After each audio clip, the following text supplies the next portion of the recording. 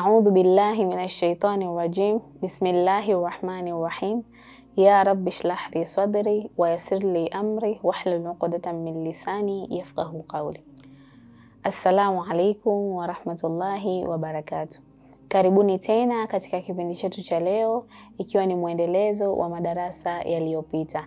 Leo tunajifunza kuhusu kumshukuru Allah.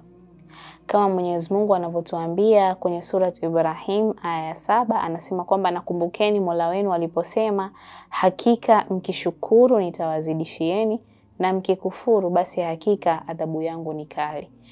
Waarabu wanatuambia kwamba ukimkirimu mtu mzuri basi atakukumbuka wema wako kila siku. Yaani ukimfanyia wema mtu mzuri basi hata kila anapokaa atakumbuka, kuna ule wema fulani kanifanyia, hebu nimrejeshe au nimshukuru au nimuombee dua. Lakini ukimkirimu mtu muovu au mtu mbaya basi atajiona kama gwiji. Atakuwa kila akikaa, yule hawezi bila mimi yule. Uone amenifanyia hivi, uone kanifanyia vile, uone kanitendea hili. Wewe unahisi kama umemfanyia wema, yule mtu anatakiwa kutoa shukrani, lakini mwisho wa siku anajiona yeye kama gwiji. Kwa hiyo jamani, tuwe na tabia ya kutoa shukrani kwa Mwenyezi Mungu, pia kwa watu. Yaani tutengeneze desturi ya kuwa ni watu wa kutoa shukrani. Sio kila siku kuomba, yaani shukuru. Mtu akikupatia kitu fulani, toa shukrani. Hauwezi kumshukuru kwa maneno, basi mshukuru kwa kumwombea dua kwa Mwenyezi Mungu. Na kuna watu wengine Mwenyezi Mungu anawaruzuku vitu vikubwa. Mwenyezi Mungu anawaruzuku vitu vingi vizuri. Yaani hapa duniani kila mtu anatakiwa amshukuru Mwenyezi Mungu. Sababu kubwa ya kumshukuru Mwenyezi Mungu, uhai tu ulionao, unatakiwa umshukuru Mwenyezi Mungu. Usisubiri upate magari, usisubiri upate majumba, usisubiri upate mimali ndio ukakumbuka kumshukuru Mwenyezi Mungu. Uhai tu ulionao ni kitu ambacho wengine hawana. Uhai tu ulionao, kuna watu wamezikwa, unatakiwa umshukuru Mwenyezi Mungu, na Mwenyezi Mungu anatuambia kwamba tumshukuru na wala tusimkufuru. Pia kuna aya zingine Mwenyezi Mungu anasema kwamba tumkumbuke, fadhkuruni adhkurukum, tumkumbuke naye atatukumbuka, na tumshukuru na wala tusimkufuru. Kwa hiyo kwenye Qur'an tumesisitizwa katika aya mbalimbali tumshukuru Mwenyezi Mungu. Mtume Muhammad sallallahu alaihi wasallam katika kisa kimoja ameelezea kwamba kulikuwa kuna watu watatu wa Bani Israel. Alikuwepo mmoja ni kipofu, mmoja ni kiwete, na mmoja alikuwa ana ukoma. Watu wenye ukoma ni wale watu ambao mikono yao iko hivi imejikunja. Yaani ni watu wagonjwa, ni wagonjwa wa mikono. Na mtu huyo kiwete alikuwa ni kiwete au mlemavu wa ngozi. Basi sasa akaja malaika yule alipokuja akaenda kwa mtu mwenye kipofu. Alivyoenda kwa yule kipofu akamuuliza kwamba wewe, Mwenyezi Mungu akitaka kukupa chochote hapa, wewe utataka kitu gani? Akasema mimi kitu cha kwanza nitakachokitaka basi Mwenyezi Mungu anijalie kuona watu waache kuwa wananicheka, yani niweze kuwaona watu. Basi pale malaika akamshika yule mtu akaona. Akamwambia na unataka mali gani? Yule mtu akachagua ni ng'ombe au mbuzi kati ya hapo. Haya, mtu wa pili yule kiwete naye akaulizwa, na wewe unataka kitu gani? Vile vile naye akasema mimi nataka niwe na ngozi nzuri, niwe sawa, watu waache kunicheka. Unataka kitu gani? Akasema yeye anataka ngamia. Basi akapewa ngamia. Na mtu wa tatu naye akaulizwa, akasema kwamba mimi ninachokitaka, nataka nipone ukoma, yule ambaye alikuwa na ukoma. Unataka nini? Akachagua ng'ombe. Kati ya huyu wa kwanza au wa tatu, mmoja hapo alichagua ng'ombe, mmoja mbuzi. Kidogo nimesahau hapo.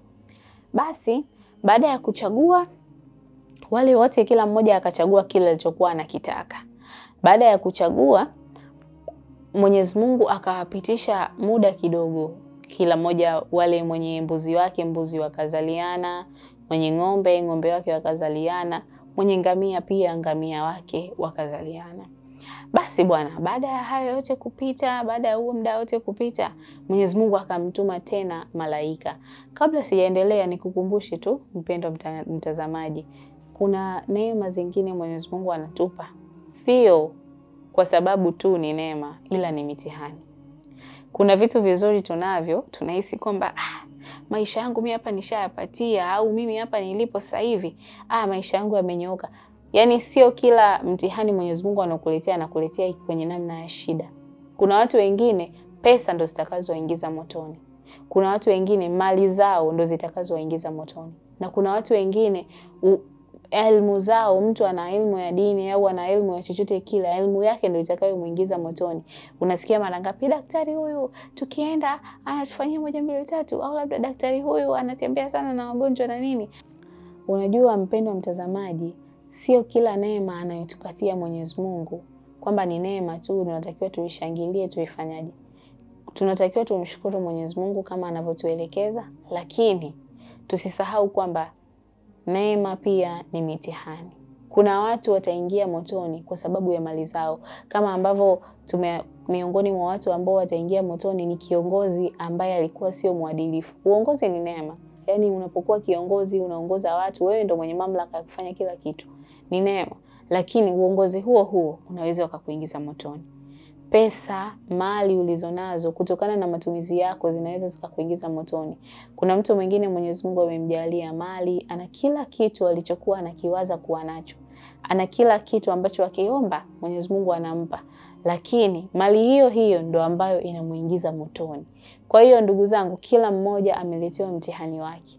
Yaani usije ukajiona mimi napata shida, sijui nini na nini. Kila mtu ana mtihani wake, na watu wengine mitihani yao ipo katika raha, sio katika shida.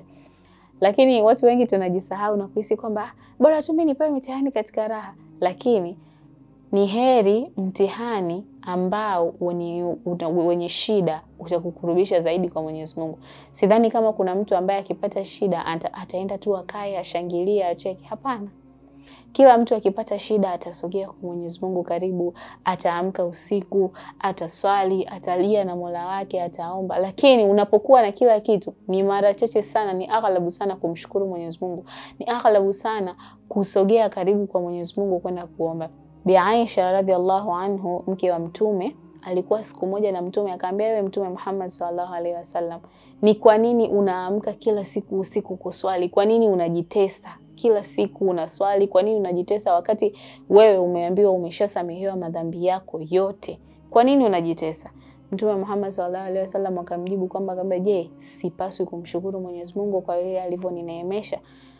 Imagine kiongozi wa umma wetu, mtu ambaye hata kabla hajafa, yani bado yupo duniani, kashaambiwa kwamba wewe ni wa peponi na huna kosa, ushasamehewa, bado anamshukuru Mwenyezi Mungu.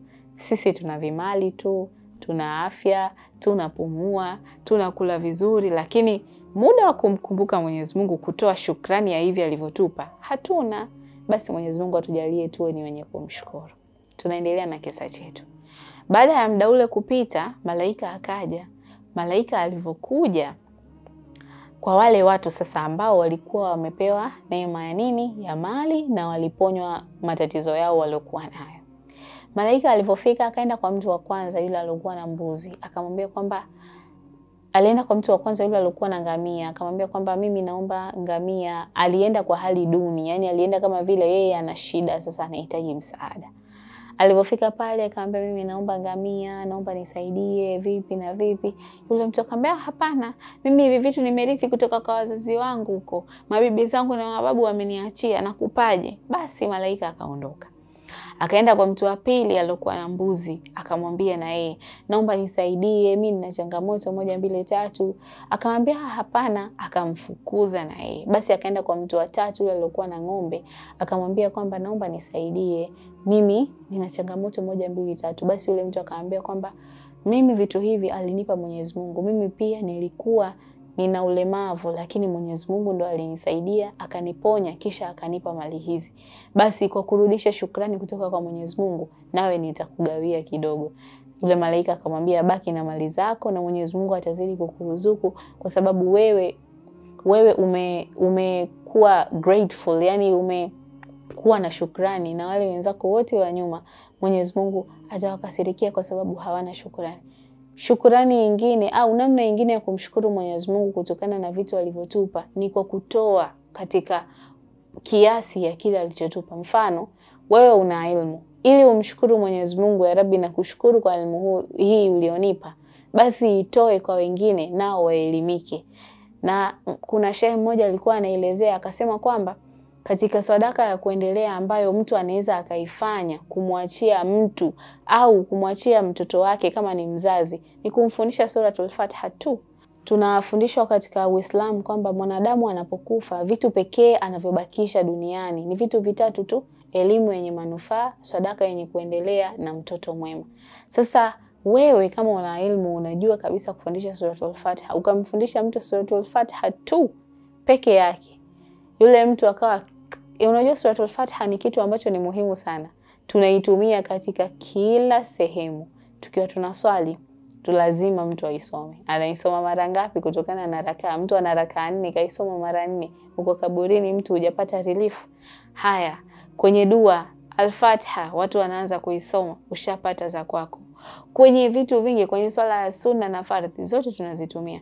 Kwa hiyo basi tuwe ni wenye kutoa shukrani kwa Mwenyezi Mungu kupitia pia kutoa vile Allah alivyoturuzuku. Karibuni sana na muendelee kutufuatilia katika madarasa yetu yanayofuata. Usisahau kulike, kushare, kusubscribe na wengine waweze kufaidika kwa elimu hii nzuri ya Uislamu. Wa hadha, assalamu alaikum wa rahmatullahi wa barakatuh.